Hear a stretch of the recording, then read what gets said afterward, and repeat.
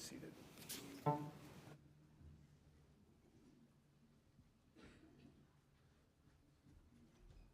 Was exceptional piano playing, so thank you, Violet. And the second piano was the best second piano I have ever heard. So, anyways, we're going to continue our series in the parables. So we'll start as we have each of the last, this will be week 7, and so we'll look at our outline here to get us started. And remember, this is Christ's primary focus in his message on earth was that the kingdom had come, that he had initiated it, that it was going to grow, and that eventually it would come to completion. But even before it comes to full completion, we have responsibilities to live and to expand the kingdom today. And so in terms of the outline, right, so we've started with kingdom identity, which was really addressing 2 questions. Who is allowed to enter the kingdom? And the answer is, thankfully, anyone can enter the kingdom. Then we answer the second question, well, how do people enter the kingdom? There's only one way, it's through the forgiveness of Jesus Christ. But because of his forgiveness, we should be, appropriately today, more willing to forgive those who sin and around us. Then we talked about kingdom living. So now that if you identify in the kingdom, what are the expectations with which you should live, and that we need to give all in the kingdom. And just because, Christ gave all in his sacrifice for us, so our response should be to give all for him. What we're going to talk about today and next week then is this last element, which is this comparison between what it means to be religious versus what it means to have a relationship. And we're not necessarily going to concentrate explicitly, say, on salvation per se, but almost as much on the attitude that we should have as Christians. What should our relationship look like, the attitude that we should have? So we're going to talk about 3 parables today. And before we actually get to the first parable, if you want to go ahead and start turning, you can go to Luke chapter 18. That's where we're going to be first. But there's 3 parables that we're going to talk about today, and I've labeled this slide, parable or not. So if you look, some sources will say there are 38 specific parables in scriptures. Other places will say 35, yet other places will give a different number. So how can we come to different numbers if we're all looking at the same? And it has the discrepancy really comes in terms of how we define a parable and which things are considered parables and which actually aren't. So the 3 that we're going to talk about today are the Pharisaical prayer. So we'll look at the account of the Pharisee versus the tax collector or publican and the comparison and contrast between their prayers. We're then going to look at the rich man and Lazarus, and then we'll complete the discussion today talking about the parable of the 2 sons. The one who says he will do something and doesn't versus the one who says he isn't going to do it and then goes back and does it, and we'll look at what that represents. So it seemed like all 3 of these are parables, but some would say that this second one, the rich man and Lazarus, is not actually a parable. It gives an account of a specific name, and so it seems to suggest that these are specific people. And so it really all comes down to how we define what a parable actually is. And so to give you some context here, so if you go to Webster's dictionary, it defines a parable as a short, and here's the key word, fictitious story that illustrates a religious principle. So if the account of the rich man and Lazarus is actually of a real person or real people in a real event, then by Webster's definition, this would not be a parable. However, if you look at the word parable, which is, we looked at this day 1 in the study, para and bol means to cast alongside or to set beside each other, to kind of set up a comparison and contrast. Well, if you think in that way, then you have the comparison and contrast of the rich man and Lazarus and how different they are. And in that context, then it would seem like, yes, this could be considered a parable. So it's like, is it or isn't it? And so I kind of came down to this tiebreaker that the purpose of a parable, and we've seen this in many of the passages we looked at, it'll talk about a parable and say, hey, Christ talks about the kingdom of heaven, and he gives this parable to illustrate it.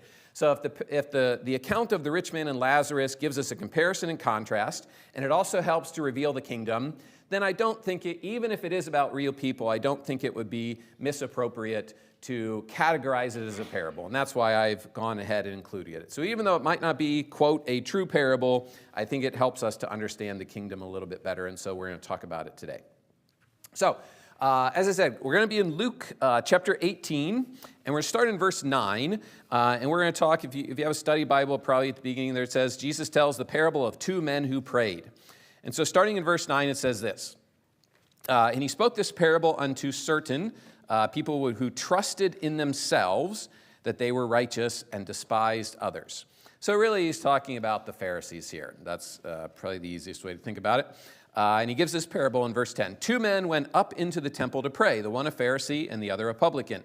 The Pharisee stood and prayed within himself, saying, God, I thank thee that I am not as the other men are, extortioners, unjust, adulterers, or even as this publican. I fast twice in the week. I give tithes of all that I possess. And the publican, here's the contrast, standing afar off, would not lift so much his eyes unto heaven, but smote upon his breast, saying, God be merciful to me, a sinner. I tell you, this man went down to his house justified rather than the other, for everyone who exalts himself shall be abased, and he that humbles himself shall be exalted. So we have this situation here. We have dedicated times of prayer that take place at the temple. So this would take place in the temple court, and strict Jews would come to the temple 4 times a day. So they would pray at 9 a.m., at noon, at 3 p.m., and at 6 p.m. And if you were dedicated to the law and you were a strict Jew, you would come at each of those times. So the parable doesn't denote which of those times this would be, but the context is it would be one of those times. So the situation is 2 men arrive to pray, and we have this Pharisee. Pharisees were dedicated to the law. We know that, right? Their whole purpose was they wanted to define the law and live as close and as tightly to the law as possible. And in fact, they took the law and extended it and added as many things to it as they could, and to try to get all these details. I don't know, this may not be an appropriate comparison, but I was thinking a lot about this, and to me, the Pharisee is like the media influencer of today. What does a media influencer do? They set themselves up to be observed and admired. Their whole point is to attract a following and to get as many people to like what they're doing and to follow them as possible. That's essentially what the Pharisee did. Beyond that, the Pharisee thought of themselves as religious royalty. So if you think about, for example, say you take a country like India, which maybe not so bad today, but historically has had a caste system. So you'd have those that were in the upper caste and those that were outcast. Would they ever in any way interact with each other? No, right? And so if I'm a Pharisee, I am only going to interact with other Pharisees. I'll let other people observe me and admire me and want to be me, but I'm not going to interact with anybody else. That's the Pharisee in this context. So they're standing up to pray, which is normal, but the difference here is it's like the Pharisee comes into the court and he takes the central place of prominence in the prayer area and begins to pray. The publican, doesn't matter, finds a place where he can do his prayer as humbly as possible. So that's the difference here. So dedicated times of prayer. And the first thing to note here is that if you look at the prayer of the Pharisee, it appears that he is more pleased with himself than he is with God, right? I mean, he thanks him. It's kind of like me saying, oh, God, I thank you that you have made me so good. I mean, that's essentially what he's saying, right? I can't believe that I am blessed to be the person that I am, right? He's just essentially putting himself up there. He then goes on to talk about all the things that he doesn't do or all the things that he does. So, for example, he talks about fasting twice a week. So Jews were only required to fast on the Day of Atonement. So not only is he going well above that, he's going beyond that. He's fasting not even just once a week, he's fasting twice a week. And while this is a parable, and so it's kind of generally a fictitious account, if this were real life and this were the Pharisee and he were fasting twice a week, I can probably tell you what days he was fasting on. He was fasting on Monday and Thursday. You say, how would I know that? Because that's the days that the Jews would actually come together and have their midweek services at the temple. So that he would want to be fasting when others could observe that he was actually fasting. Again, it's all for show. It's all external. He then talks about giving tithes of all his income. And then he concludes with, I'm thankful that I'm not like this sinner over here. That's the first, okay? Now, if you look, and we'll get to the publican or the tax collector on the next slide, but I want to note this last point here, the difference between negative goodness and positive goodness. So he really, the Pharisee here really focuses on negative goodness, meaning he focuses on the things he does not do. So he says, I do not extort.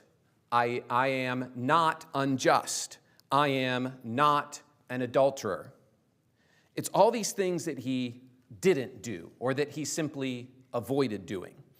And in the Jewish world, their focus was basically, if you think about the old model, don't do unto others what you don't want them to do unto you. That was like the Jewish motto. As long as you weren't evil or didn't do things to others that was bad or that you didn't want done to you, then you were okay. But remember, day one, when we did this series, I talked about this phrase, the great inversion. So if you think back to the Sermon on the Mount, what did Jesus do? He says, okay, you have heard it said that you shouldn't kill or murder. But, let's invert this, I say unto you that if you're angry with your brother, you've already committed murder in your heart. Okay? And so he inverts this thinking, and it's not that he just wants us to avoid doing bad things. He wants us to also do good. So it would be like, instead of saying we shouldn't do bad to other people, we should do good to all those around us. So instead of saying, oh, I didn't injure anybody, it really should be, I helped this person. And if you have negative goodness, it's a lot easier to be prideful because it's really easy to say, I just simply didn't do this. It's a lot harder to say, I helped everybody I could at every point in time in every way possible, right? And it's this idea of comparison that we're going to get to in even a little bit more detail. So then we get to the contrast here, the sinful tax collector. He is overwhelmed by his unworthiness. So to give you a little bit of history here, so in the Roman world, Rome would declare tax.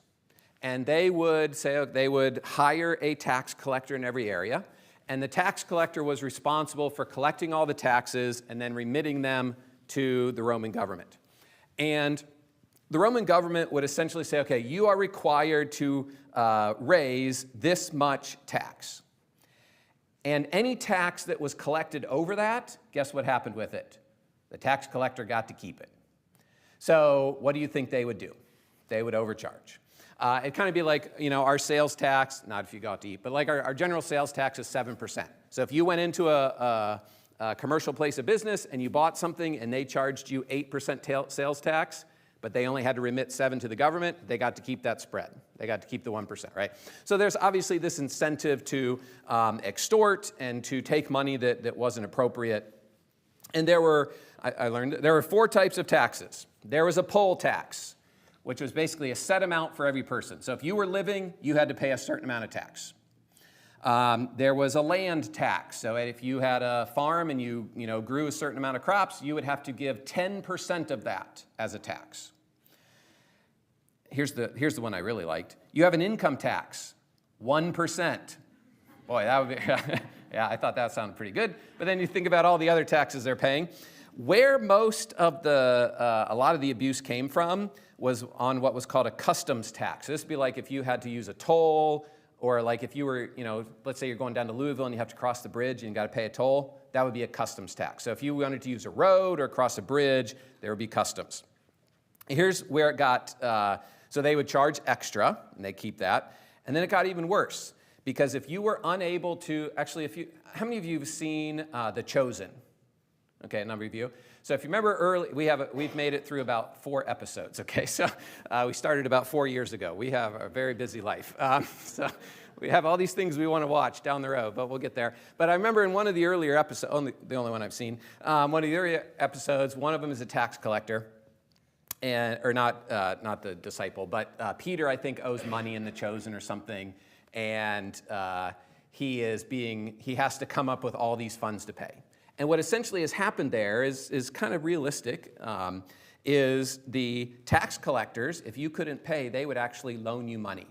It'd be like a loan shark, and then they would charge you exorbitant amounts of interest, okay? And this was bad for the Jews, not only because they didn't like paying tax to the Roman government, but also, if you remember Jewish law, they weren't allowed to charge excessive interest. right? They weren't allowed to extort from their brothers, right? And so particularly if this tax collector was a Jew, they would be hated for all these things. And we know this tax collector is a Jew because what is he doing in the parable? He's at the temple praying, right? So we have two Jews, one a Pharisee, one a tax collector who would be pretty much hated for his job, okay? But what happens here?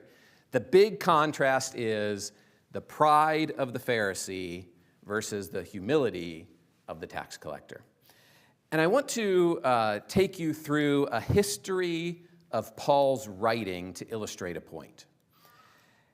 I'm going to read you 4 verses. You don't need to turn there because we'll go through these quickly. And I'm going to read you in order how Paul talks about himself in his books. Not all the books, okay? So we'll start in Galatians, which is one of the first one he writes. We'll then go to 1 Corinthians, which is kind of in the middle of his ministry. Then we'll go to Ephesians, which is later in his ministry. And then we'll go to 1 Timothy, which is like one of the last books that he writes. Okay? And I just want you to see the progression about how he views himself in the ministry, or just simply how he views himself in general. Okay? So this is Galatians 1, verse 1. Paul, an apostle, not of men, neither by man, but by Jesus Christ and God the Father. So he starts by saying, I am an apostle who has been chosen and sent by God himself. Okay? 1 Corinthians chapter 15. This is verse 9. For I am the least of the apostles. So in his first book, he sets himself up, and maybe he does this to give himself credibility in the writing or as he's working with. But we see he says, I'm an apostle of God. Then in his second, the second one we look at here, I'm an apostle, but I am the least of all the apostles. Then we go to Ephesians chapter 3, verse 8. Unto me, who am less than the least of all saints. No longer says he's even an apostle. I'm a lower saint.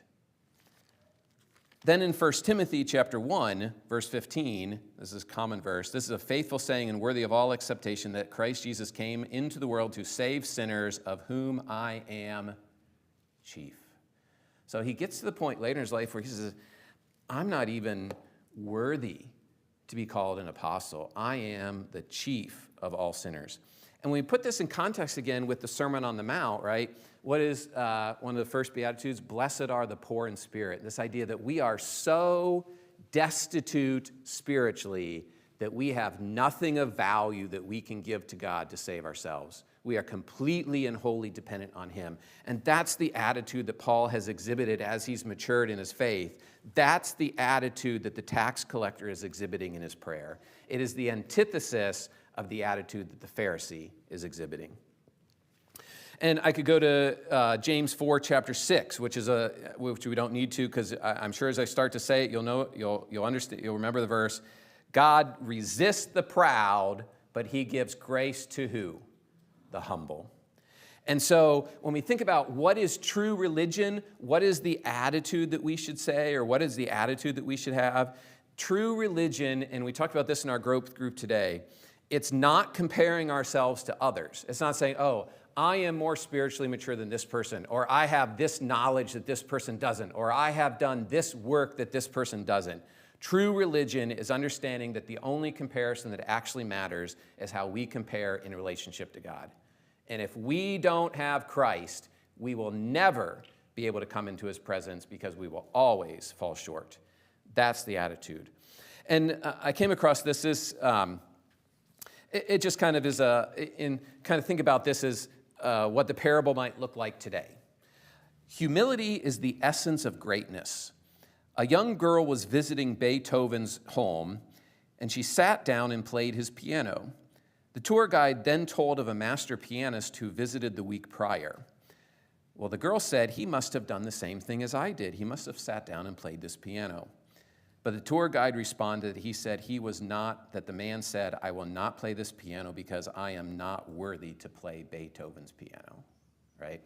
That's the idea here, that once we understand what we're really like and the attitude, and just that we fall so much short, we can never be prideful, right? because we're always in comparison to God, never in comparison to others. So that's the parable, the Pharisaical prayer. Second one we're going to look at tonight is, go ahead and turn to Luke chapter 16. So just a couple pages earlier. So as I said, this is the rich man and Lazarus. As I mentioned, there is some debate, right? We talked about the debate, whether this is a parable or not. We've kind of dealt with this. Some people actually suggest, if you've read The Pilgrim's Progress, right, you know that John Bunyan picks names that represent the characters. So the primary character is who? Christian. And then you have other characters like pliable or obstinate or faithful, right, or whatever, right? And each of the names is selected to identify what that person is like. Some people have suggested that that's actually what's going on in this account, and therefore it is a true parable because the name Lazarus was just picked to represent the character of the person. I don't know if that's true or not. I find it interesting. So, for example, Lazarus, the name itself means God is my help. In contrast, you have the rich man who thinks he needs no help because he has everything that he needs. Actually, in Jewish legend, they say that the rich man's name was Dives, D-I-V-E-S. Again, I don't know where that comes from or if it's true or not, but in Jewish legend, that's the name they give to the rich man, which means, and the reason they do so is because that name means rich, okay? So it makes sense. So we have this comparison and contrast, the rich man or Dives versus Lazarus. And what I want to do is compare them in life versus what they were like or what the outcome is in death. So we have this rich man. Let me go ahead and read the passage here. I think I failed to do that. So Luke chapter 16, let's start in verse 19. So there was a certain rich man who was clothed in purple and fine linen and fared sumptuously every day. There was a certain beggar named Lazarus who was laid at his gate full of sores and desiring to be fed with the crumbs that fell from the rich man's table. Moreover, the dogs came and licked his sores. And it came to pass that the beggar died and was carried by the angels into Abraham's bosom. The rich man also died and was buried. And in hell he lifted up his eyes, being in torments, and seeing Abraham afar off and Lazarus in his bosom. And he cried and said, Father Abraham, have mercy on me and send Lazarus that he may dip the tip of his finger in the water and cool my tongue, for I am tormented in this flame. But Abraham said, Son, remember that you in your lifetime received thy good things, and likewise Lazarus evil things. But now he is comforted, and you are tormented. And beside all this, between us and you, there is a great gulf fixed, so that they which would pass from here to you cannot, neither you can pass to us that would come thence. And it goes on, but that kind of gets to the main points here. So in life, we have this comparison. So Lazarus, right, in verse 19, he was clothed in purple and fine linen. So purple was this very expensive dye. I found out it came from a sea snail. So they'd harvest sea snails and then, squeeze them, whatever. The dye would then come out and they'd collect it, okay? And obviously they wouldn't get, I don't know how it works, but they would get enough where they would sell it. And essentially, it would cost 1 year's wage to buy like a standard, let's say an ounce of purple dye. So a year. So therefore, the only people wearing purple were the wealthy people, right? They also, what we see here is he was, we know the Jews took the Sabbath very strictly. We know all the laws that they had for the Sabbath.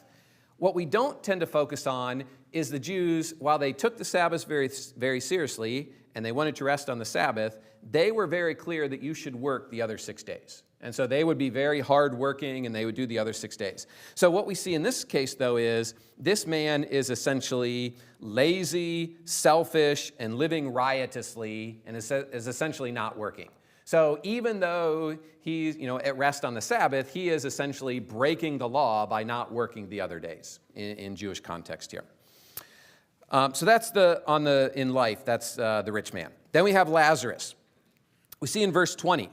Lazarus, who was laid at his gate. And I'll be honest, I'll be 52 this week. I'm old. So anyways, sorry. We had for the last 52 years of my life, every time I've read this parable, I think, oh, Lazarus is just kind of laying around, right? He's laying there waiting for someone to come help him. If you look at the wording behind this, though, it's more the idea that the word that's interpreted laid here is this context that someone simply threw him down in this spot out of impatience, or just so it's kind of like his friends were just grudgingly helping him and just threw him there and wanted someone else to take care of him. So years ago, at our old house we lived at, it was a little bit out, not in the country necessarily, but we had some property. And one night we're actually laying in bed, and we see police lights show up in our little driveway there. And what's going on? So I go out, and the cop starts asking me questions, which is not a good sign. But he hey, do you have anybody staying with you? No, I don't think so. Any friends? No. Well, what had happened was they found a man in the back part of our property where someone had just thrown him under a tree and just left him. That's kind of the context here, that they had just dropped him. We're going to deal with him, someone else's problem, okay? So he's staying there, and he says he's waiting for the crumbs. I've learned also, history is, I'm not like a big history person, but it helps you understand this stuff. Many rich Jewish people during this time would not use napkins. But what they would do is they would have their servants bake extra bread, and they would actually take the bread and use it to wipe their hands off instead of using a napkin. And think about what would happen if you took a loaf of bread and you wiped it on yourself. What would happen? The crumbs would fall. That's what he's waiting for, okay? So that's in life, that's the contrast. In death, then what we see is, obviously, the rich man goes and he's in Hades or hell, the afterlife here, waiting. Again, I've done a series on heaven and what happens in what we have to look forward to. So this would be what we would call the temporary heaven or temporary hell. And then it says that Lazarus is carried into Abraham's bosom. Well, this is, remember Jesus on the cross? What does he say to the thief on the cross? Today you will be with me where? In paradise. Well, Abraham's bosom was considered like the highest aspect of paradise, okay?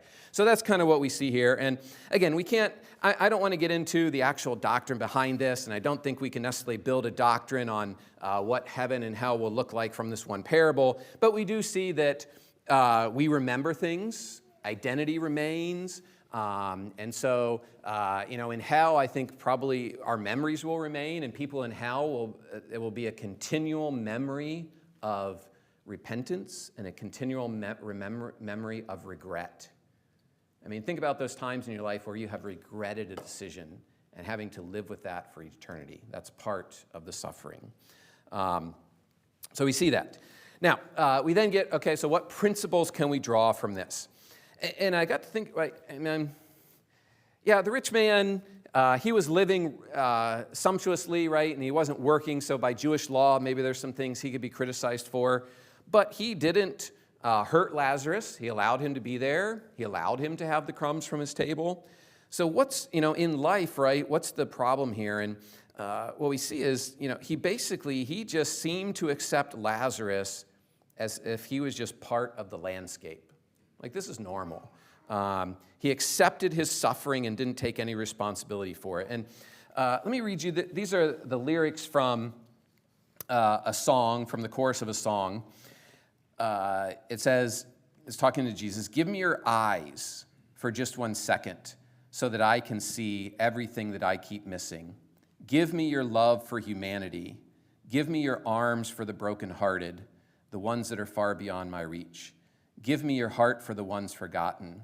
Give me your eyes so I can see." That's why the rich man was having problems, or that's why the rich man is in the state that he's in, because he only focused on himself and never focused on, as we saw in the earlier parable, his relationship with Christ, and never went to the relationship.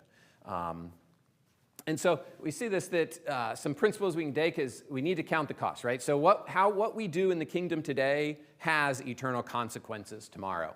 And I just kind of, as I was thinking through this, one thing that really hit me is we make this statement a lot: ignorance is not bliss. Or we make the statement, ignorance is bliss, right? Sometimes it's just easier not to know, because as soon as we know something, we become responsible.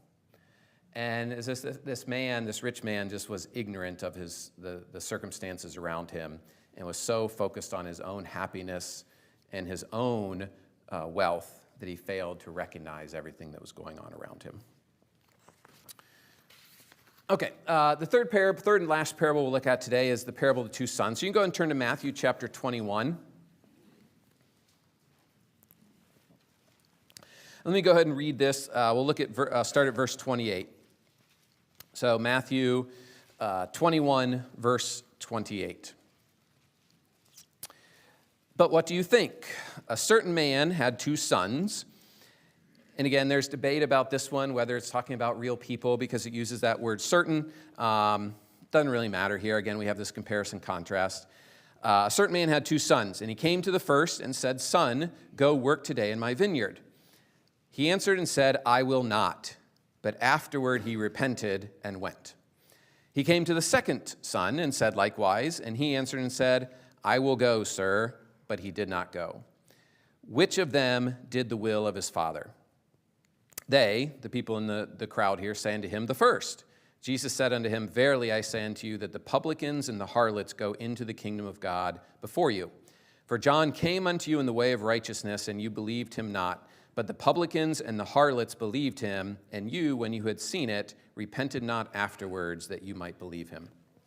So we have this contrast, right? So we have the first son. So he refuses to work, but he has this change of heart and realizes, I did not do the right thing. He repents, and he goes and does the work. So this is representative of the sinners and the tax collectors, right? So we see in a couple of the parables today, the publicans, the tax collectors. This would be harlots as well as are referenced here. And so it's talking about these people who recognize their sin, come to a relationship in Christ, and end up in the kingdom. Then you have the second son, who promised to work but did not. So this is the Pharisees and the religious leaders. They pledged allegiance. And think back to a few weeks ago when we talked about the parable of the talents. And what did, so the talents were given, and who got criticized? In both instances, the people who got one talent, and they went and did what? They hid it in a field and did nothing with it. That's the same context here, that the Pharisees were called, they were given all these potential benefits, the Jews as a people, yet the Pharisees in particular did nothing of value for God. They simply put a wall around the law and kept it for themselves. They did nothing else with it.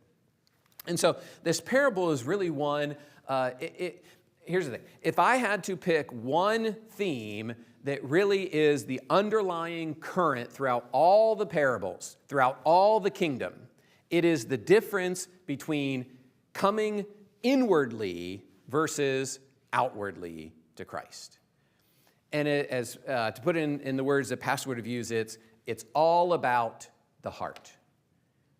What we believe, and do we live it out? And it's not simply about all the actions on the outside. It's what is in the heart that really matters. And so that's what it's words can never place the heart. That's the broader context. And, in earlier days, Christianity was called the way. So it was like, okay, are you part of the way? And it represented a life of belief that was lived out in practice. And I thought a lot about this week about this question. If you told somebody that you were a Christian, would they be surprised or would that be expected? And that really is, for me, that's what I really took away from this parable, is that I want people to know that I am a Christian. Not just that I say I'm one, but that it gets lived out in practice. And it's interesting that some Jews thought that the first son actually did right because it was more of a sin to tell your father no than it was to actually disobey them. I've been in some cultures where I've talked to some missionaries where they have experienced that, where the people in country, I'm sure you did as well, they will simply, oh yes, pastor, I will do that, or I will be there. No intention to do so, but it would be more of a sin in their eyes to disrespect the person than it would be to actually tell them the truth. That's what we see in practice here. And so I've taught, for those of you who've heard me teach at all, that you probably remember this, is that I view faith, and I mentioned this a week or two ago, that faith has three elements. There is, again, you look in Hebrews, faith is the substance, right? So there's this evidence for it, of things hoped for. So there's a heart aspect. And then we see in James that faith is how we know your faith, we know it by your works. And so there's a heart element, which we tend to focus on a lot. So here, in our circles today, we tend to focus on Christianity as simply saying, I believe. And we disconnect that from our actions. The Pharisees did the exact opposite. They focused on all the actions without any of the belief or true relationship that went along with it. But true faith, or what the Bible says is unfeigned faith, is all of these elements that we have to believe, we have to accept, and we have to do the faith. We have to do the will of the Father. And so that's so in this context, right, I would say, which of these two did right? Well, in the end, Christ says that, the second one did right. But the ideal scenario is that when Christ calls us, that we say yes and we do it, right? That's what he wants from us. So how do we take all this and draw some applications from it? So the kingdom applications for today is kingdom living requires humility. It's never about us. It's always about God. We cannot live in pride, and we've talked about this in my former growth group. We did a book on humility. And so pretty much every week, whatever the question was, you could just answer humility, and you were right, okay? Because that was pretty much it. Chase, if you were in the group, I see Chase there, right? So, it got a little repetitive, but, sometimes you need to be hitting on the head a number of times, right? So humility. Pedigree has no impact on kingdom identity. Here's the thing. Just because you're a Baptist doesn't mean you're any better than anyone else. Just because you were born into a Christian home doesn't mean you're any more mature than someone who wasn't. Right? What's the common phrase? There's no grandchildren in the kingdom. Everybody has to be the own true child of God. Everybody has to make that decision for themselves. True wealth is measured not on the scale that we think of today. Those who live in the kingdom find contentment with God has graciously provided. And for some, God may give them more. For others, it may be less. But God's going to give us what we need at the time we need it. And true faith requires both mind and will. And be careful in what you trust, as we saw with the rich man. So again, in terms of this context between religion and relationship, I really want to focus on our relationship with Christ should result or exhibit particular types of attitudes: humility, respect, doing the will of the Father. And that's how people know, and again, I leave you with this question: if you told your neighbor you were a Christian, would they be surprised? If you told your coworker you were a Christian, would they be surprised? And if the answer is yes, then the question becomes, are we really living out our faith as we should? So I have one more night, which will be next Sunday. So we'll finish this up. We'll look at a few more parables in the same type of category. So we have a few minutes extra tonight, so I'll turn it over to Blair for a song, and then we'll go from there.